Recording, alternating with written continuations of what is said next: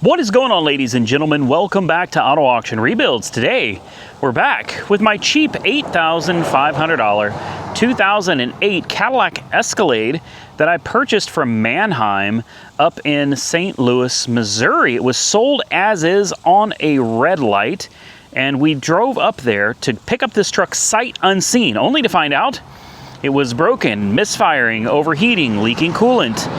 Then we had to drive it 200 miles to get it to my house in Indiana, where we had to fix it again before we could drive it 670 miles back to Oklahoma. And since then, it had 93,000 miles on the odometer. It now has over 100,000 miles. I have piled the miles onto this Escalade. I have hauled cars, I have hauled lawn equipment, I have traveled back and forth to Indiana multiple times, fully loaded with the family, the dogs, luggage, you name it. And this thing has been absolutely solid. I actually love the Escalade so much that I went up a couple levels and got myself a 2021 Chevrolet Suburban. This is an LT trim with the max tow package. It's got the leather interior and all of that good stuff. Got this one for right at $20,000, and it's got high mileage. This one has 192,000 miles on the odometer now. I have been piling the miles on this one as well, which is why I stopped driving the Escalade. I primarily use these vehicles for towing vehicles and towing lawn equipment and hauling my family to and from everything, guys. So there's my car hauler, there's my lawn equipment trailer, and I'm telling you, these things are not particularly light. And for little half-ton trucks, these are phenomenal vehicles. This thing has been averaging me something like 18 miles a gallon. And I just bought this. I've already put over 3,000, I think almost 4,000 miles on this truck. And the Escalade over here, we've put something like 7,000 miles on this thing, and it still runs and drives absolutely great.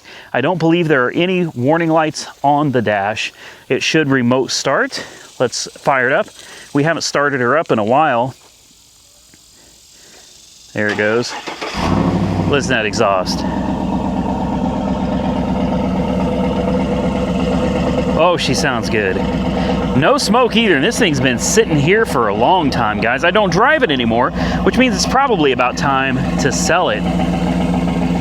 Remote tailgate opens like it's supposed to. I have the cover for this tow package. I just leave it off because I tow so much with it. I do have the third row seats. I need to put those back in here as well, and I need to put that cover back on.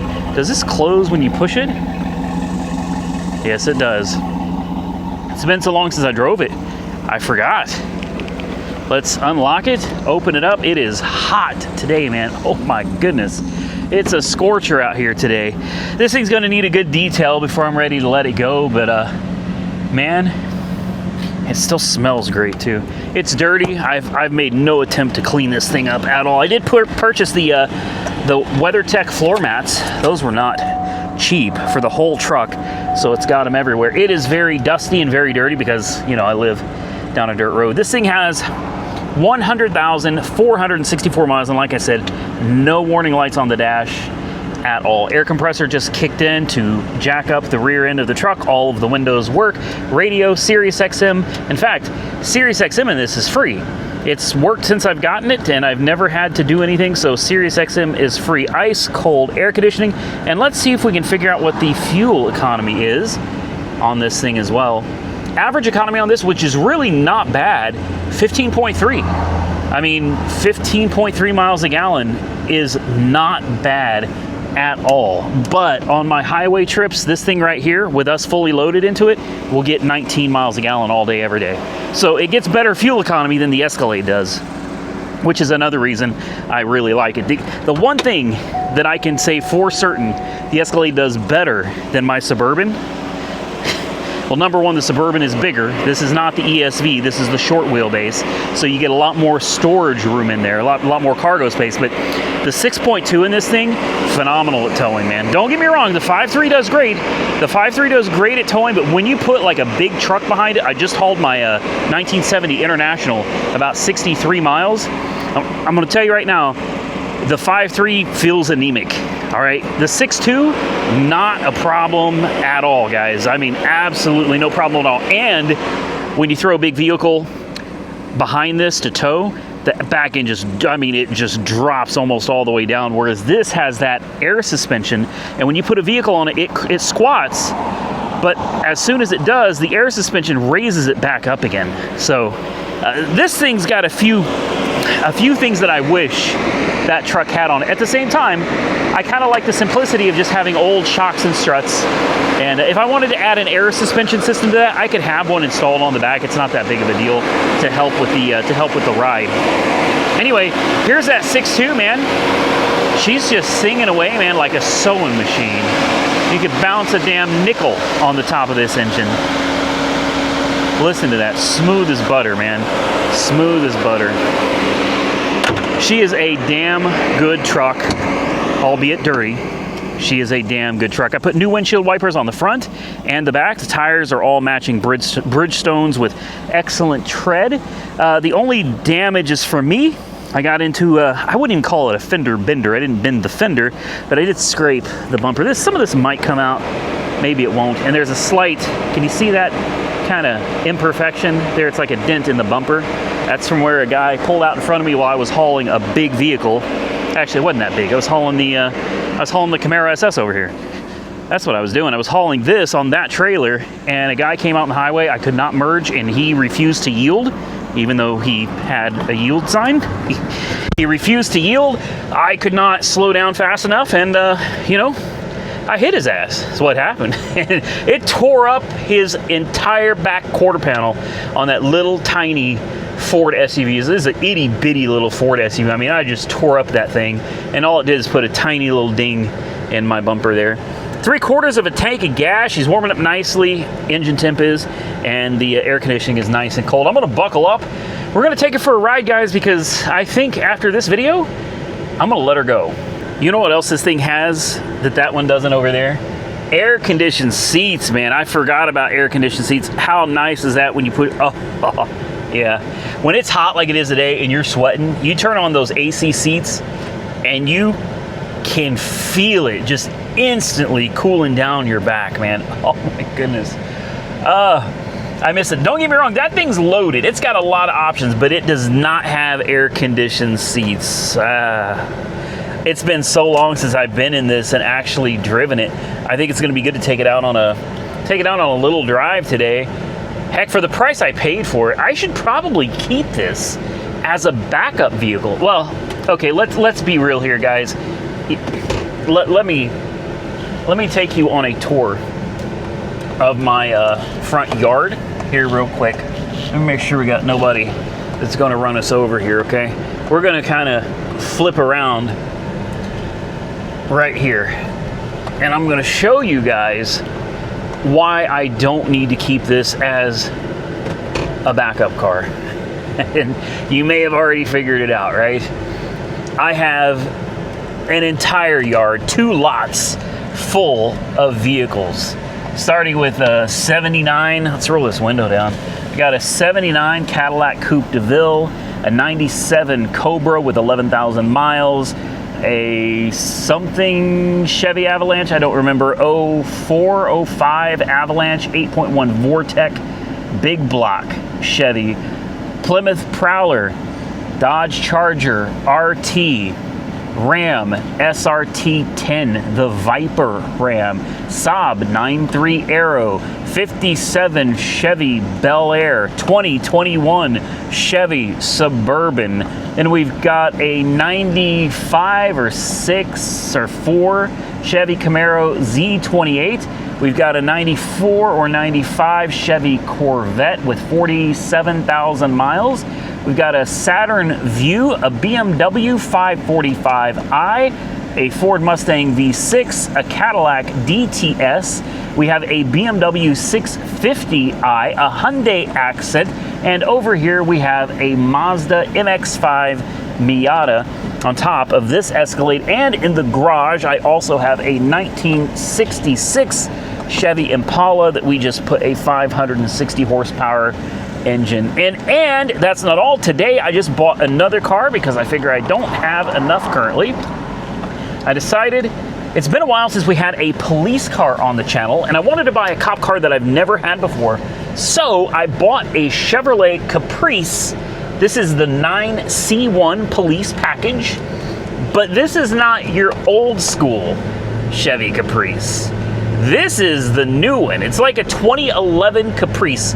I spent a lot of time searching for one that was in great shape, and I found one sold on a red light as is through Manheim, and it's got like 74,000 miles on the odometer. It's the classic black and white, so it looks legit like a cop car, and hopefully, you guys are gonna see this video pretty soon, hopefully that car gets delivered within the next week or so. Also, I'm going to have some updates for you soon on the house in Terre Haute, Indiana. I'm about to go back up there again. I've got to pick out interior stuff like sinks and a shower surround and cabinets and all of that good stuff, carpet and tile, because that house is being completely renovated, and it's about time to bring you an update video because a lot has changed since the last time you saw a video on that. Now, we're on the highway. I'm gonna get this bad boy up to the speed limit, which is 65 miles an hour.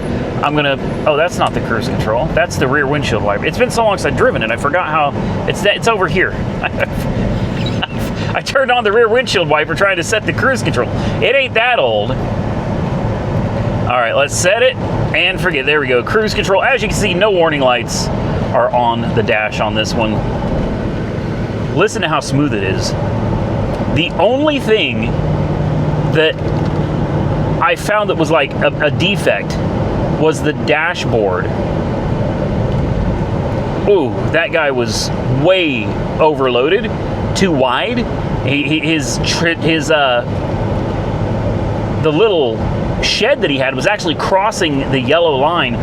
Anyway, when I bought this, it had one crack on the dashboard over there, and since bringing it to Oklahoma and letting it set, it looks like it's got a second crack. So that's new. Yeah, that's new. It's got a second crack there now. Oh well, and a lot of people can't stand the barbed wire pinstriping on the truck. Monkey Wrench Mike in particular really doesn't like the pinstriping. But I could remove it. I'm not going to, guys. I'm not going to bother with it. It's not bothering me any. As you can see, the truck runs and drives great. I don't really know. I don't think the general public's going to be able to bid on this. I'll probably send this straight to a dealer auction and let it go, you know, at a wholesale price. Hopefully, it brings somewhere close to what I paid for it. I'd like to get close to $8,500 for it. Number one, that's stupid cheap for one of these, especially one that's in this good of condition. It's really cheap. This has been dealer serviced its whole life, well-maintained truck. I bought it needing some work. I fixed it up, and I've been driving it ever since. So if I could get close to 85, I'd be happy with it. If there's anybody out there that wants to buy it, I cannot sell to the public yet. I'm working on it. It's a process. I'm a wholesale dealer, meaning I can only sell to other dealers or through auctions. So if this is something that you're interested in, you just need to have it for yourself, well, you would have to find a dealership that would buy it for you, and then you could purchase it through them. Okay, that's the only way to do it, is to go through another dealership. But I'm ready to let this one go, guys. It's doing no good sitting on my lot, sitting in the grass. I have no use for it anymore. It still drives just like it, well, it drives better than it did when I bought it. It's a great truck, and I think it's ready for many, many years and lots of miles of reliable service. And if you want to go back and see the previous videos on this truck, you're more than welcome to, guys. Go check them out. They're in the same playlist that you're watching this video on. The 2008, I believe it's an 08 Cadillac Escalade. Just go search through the playlist. You can see from when I bought it, when it was broken, leaking coolant, when it wasn't running right, it was misfiring, all the way through the trip to Indiana and then the trip back to Oklahoma. And I have just put thousands of miles, I mean thousands of miles on this truck, and they have been trouble-free. I love this thing so much. It's kind of making me wonder, why in the hell did I go and spend 20 grand on the Suburban? I mean, it's newer, it's got more tech, but seriously, now that I'm driving this again, after driving the Suburban all this time, I've put thousands of miles on the Suburban too.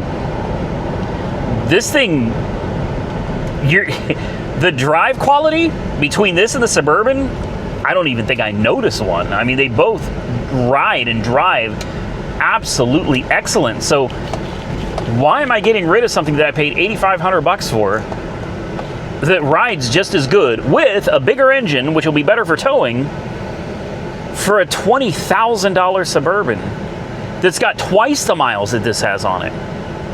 I don't know. I like the Suburban better. I like the extra room in the back. I like how long it is when I'm towing. It actually, even though this pulls better, that one hauls better. It feels more stable. And I think that's attributed to the longer wheelbase.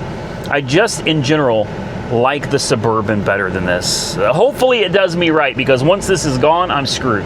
There's no going back. Here's another thing that I like about the Suburban over this that I just remembered. This is not four-wheel drive. This does not have 4x4. This is all-wheel drive, meaning you can't deactivate it. It's all the time all-wheel drive. On the Suburban, I have options. I can be all-wheel drive.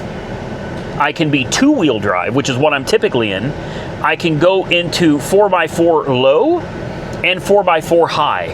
And then there's auto. I like having the option. Like if I'm in a tight spot and I need 4 low, I'd rather have 4 low than be in something that's full-time four-wheel drive, full-time all-wheel drive like this. I want to be able to put that sucker into 2 low, put it in gear, and, you know, drag whatever the hell I need to drag with it. There's just no options with this one. And that's another reason I like the Suburban better. So obviously I knew this is going to make it 10 miles. Okay, like I said, I've put thousands of miles on this truck, so 10 miles round trip, not going to be a problem. This thing also has a really nice sounding exhaust. It sounds really, really good, but it's not intrusive. I don't know if it's factory. If this is a factory exhaust, damn, it sounds good. You heard it when I fired it up. It sounds nice, but on the inside, it's perfectly quiet. Let me smash on it.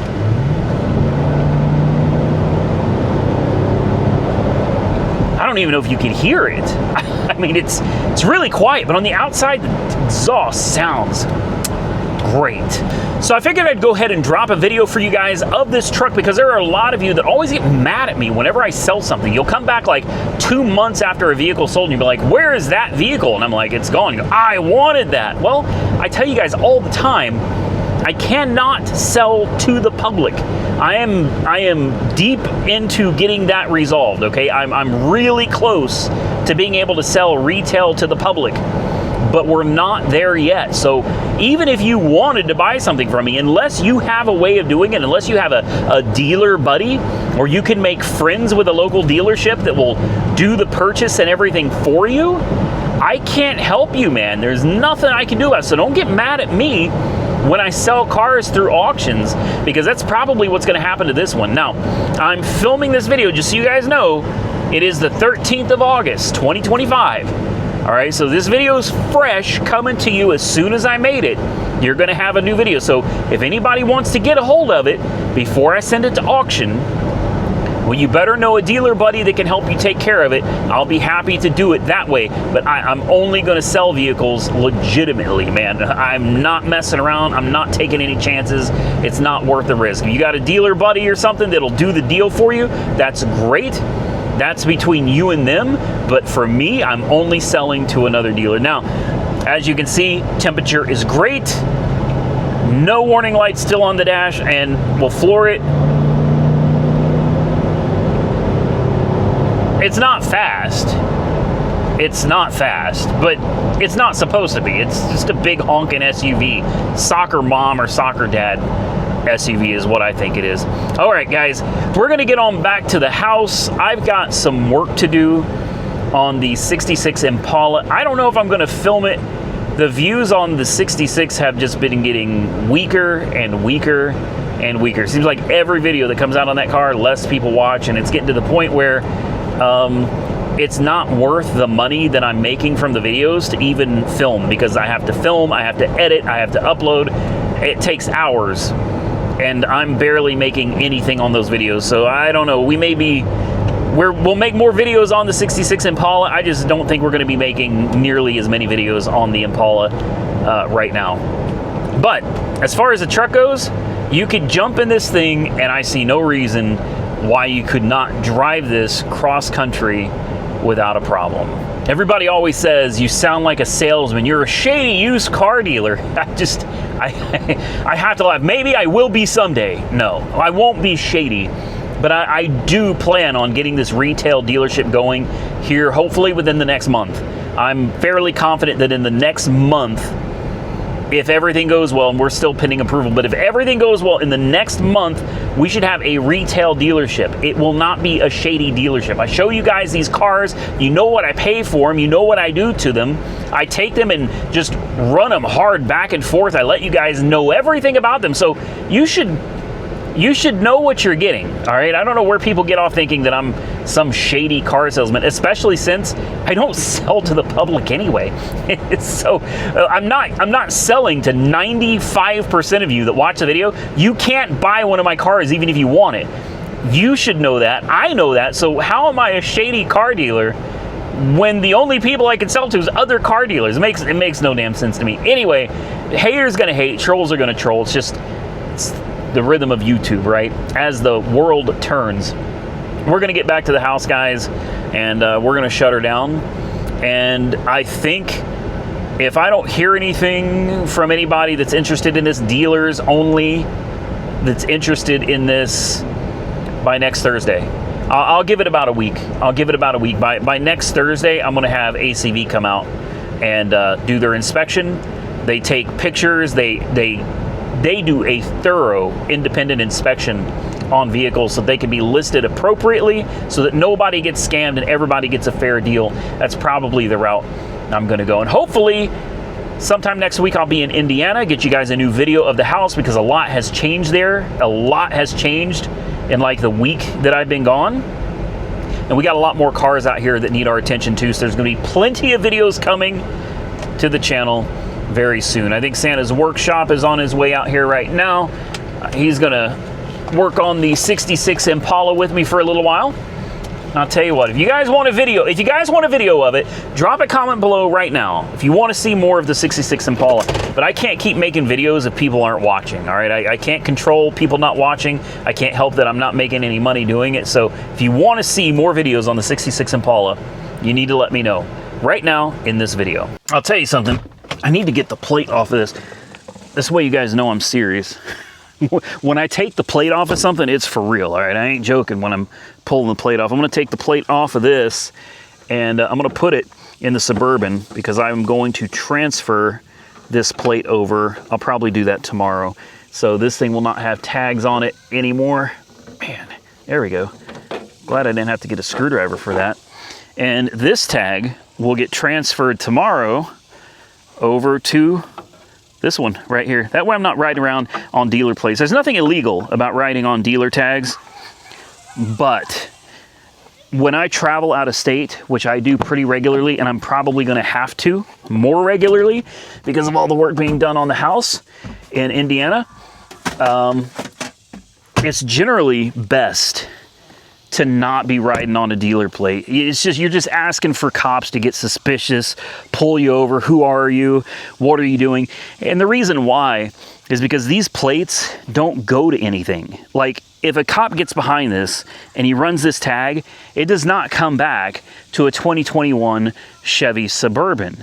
It just comes back as a dealer plate to AAR Auto Sales, and you don't know what it goes to. You don't know who's in the car.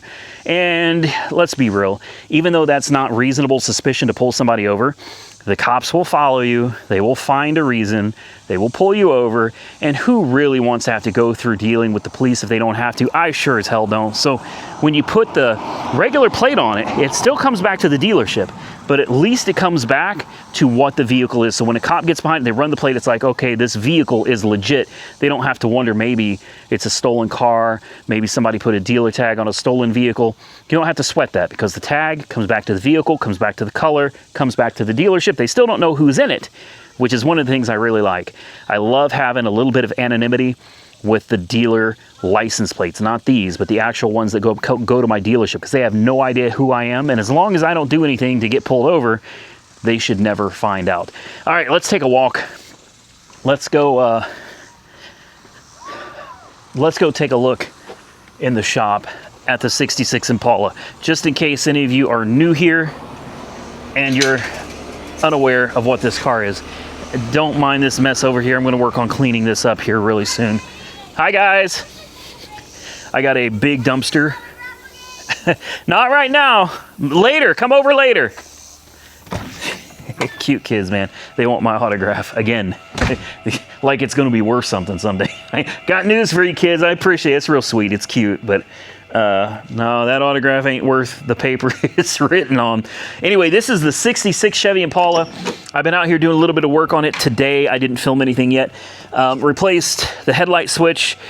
This was a brand new switch from Amazon. Unfortunately, it was causing my headlights to go off constantly. They come on, turn off, come on, turn off. So I replaced it with a factory AC Delco switch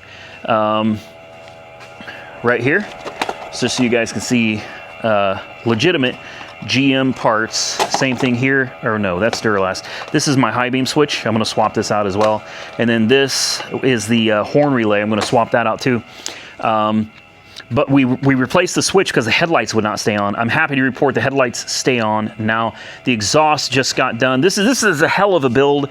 This has been a lot of fun. This has been one of the most fun cars that I've put together, honestly. I absolutely love this thing, and it kills me that the views are just, they're so bad on it. The views are so bad on it, and it's one of my favorite cars that I've ever put together. This will be our Hot Rod Power Tour 2026 car. This is what you will see me in on Hot Rod Power Tour next year. It's mostly together, but we're getting to the point now where there's a lot of little things that have to be taken care of. I'm waiting on a new fan shroud to come from Cold Case. Once we get that new shroud, we'll put the electric fans and the wiring in for that. I've got to hook up the exciter wire for the alternator so it will charge.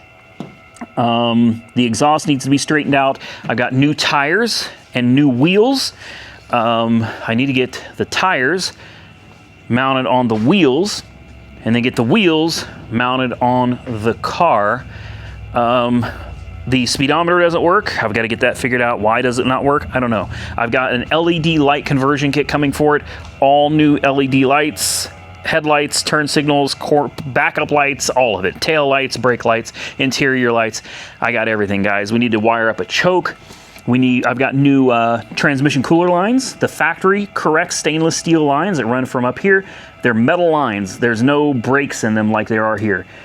Goes straight from the transmission straight out to the radiator. So hopefully those will get here soon as well. We've got a lot to do. And then I just reached out to Vintage Air and said, hey, if you guys are interested in doing another sponsorship on my channel, now is the time, because we've got the air compressor. While we're messing around doing all of this, we should really go ahead and just get the air conditioning done as well, which I think requires removing this fender because they put some of our stuff, yeah, see back there? Yeah, nice and buried with all the spider webs. There's a lot going on here, guys, and I need to get going because I got a lot to do. Definitely do me a favor, drop your comments below and tell me what you think. And until next time, you guys stay safe out there. I look forward to seeing you all again very soon in the next one.